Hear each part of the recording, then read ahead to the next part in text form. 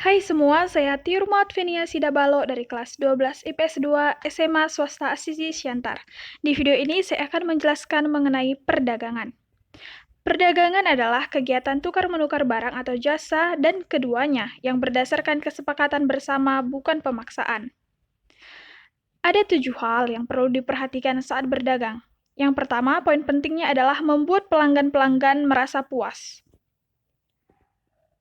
Yang kedua, jangan menjadikan tanggapan dingin sebagai titik lemah, tapi jadikanlah itu untuk membangun Anda. Yang ketiga, mau mendengarkan pembeli saat berbicara. Yang keempat, banyak pembeli yang cenderung tertutup, karena itu penjual harus berhati-hati. Yang kelima, jika bisa, buatlah slogan atau merek yang menarik agar si pembeli dapat tertarik dengan barang. Yang keenam, bukalah komunikasi yang baik dengan pembeli. Yang ketujuh, agar bisnis kita lancar, maka kita harus terus melakukan penjualan. Kemudian cara meningkatkan pendapatan. Yang pertama, tingkatkan target penjualan, dan yang kedua, tingkatkan target industri. Yang ketiga, target mencapai konsumen baru. Yang keempat, mengambil peluang bisnis lain, dan yang kelima, meningkatkan pelayanan. Berikut saya menyajikan video singkat mewawancarai pedagang sarapan pagi.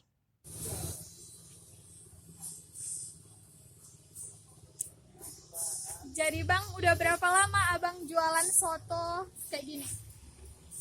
Jualan ini dari tahun 2009. Nah, aktif lah ya.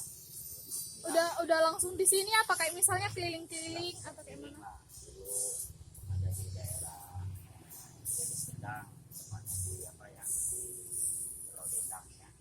Rodendang ada berapa tahun, kemudian ada di MTC sebentar, ada berapa bulan, baru kemarin lah. Kontrak lah rumah, sewa kedai gitu ya. Jadi kan selama jualan pasti Abang udah banyak kayak misalnya untung atau rugi lah. Cara Abang untuk mengais untung itu gimana?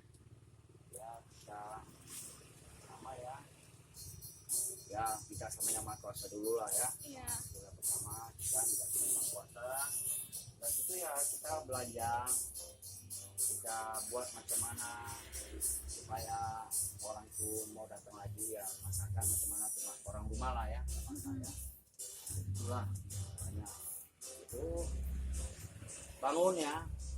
Sebetulnya kita awal ya biasanya kita jualan ini dari sarapan aja lah, sama foto dulu ya. Kita sampai pagi jam 7 udah buka, biasanya jam 10 jam 2 sudah selesai. Kalau itu lain pula sama dia pula, cara dia di sini sampai jam 12 itulah, kita buka jam 9 atau jam setengah 9 itulah pagi awal kita buka. Itulah cepat pagi lah istilahnya ya. Itulah Iya, iya. Terus kalau misalnya ada rugi, cara Abang mengatasi kerugian gimana? ya kita sudah set dulu. Waktu kita untung kita sudah set macam mana kalau rugi kita bisa ambil dari simpanan kita itulah. Yang untung misalnya kita untung 10.000 ya kan, ya 2.000 kita menjaga untuk suatu saat tidak ada untung gitu lah. Nah, begitu aja kita manage. Oh, iya. Udah kalau kayak gini terus Abang itu kira-kira satu hari dapat pendapatan berapa? Ya antara 1 sampai 200. Itu udah dapat modal lah ya, udah lewat lah ya. Makasih ya Bang. Baiklah semuanya, pertamanya saya ingin meminta maaf karena video sebelumnya itu saya akui memang sangat kurang jelas, ditambah lagi suara yang pelan dan banyak hal lagi kekurangan di dalamnya. Jadi di dalam video kali ini saya ingin memaparkan dan ingin menjelaskan apa yang disampaikan Bapak tersebut terhadap apa yang sudah saya pertanyakan. Nah, intinya adalah di dalam pembelajaran kali ini kita harus mengetahui bagaimana cara untuk mendapatkan laba, bagaimana cara untuk menanggulangi yang adanya itu kerugian seperti itu. Nah, yang pertama, dari video itu, Bapak itu menyatakan bahwa cara mereka untuk mendapatkan laba adalah yang pertama, mereka tidak lupa untuk meminta kepada Tuhan Yang Maha Esa agar diberikan rezeki ataupun kelancaran dalam usaha mereka. Yang kedua adalah beliau menyatakan bahwasannya mereka akan berusaha untuk memasak yang lebih baik lagi, begitu. Jika ada komplain misalnya, maka mereka akan memperbaikinya agar masakan mereka itu lebih banyak peminat dan bahkan lebih disegani ataupun diminati oleh banyak-banyak orang, begitu. Nah, yang ketiga adalah karena mereka adalah sarapan pagi, begitu, mereka itu sangat mengutamakan waktu.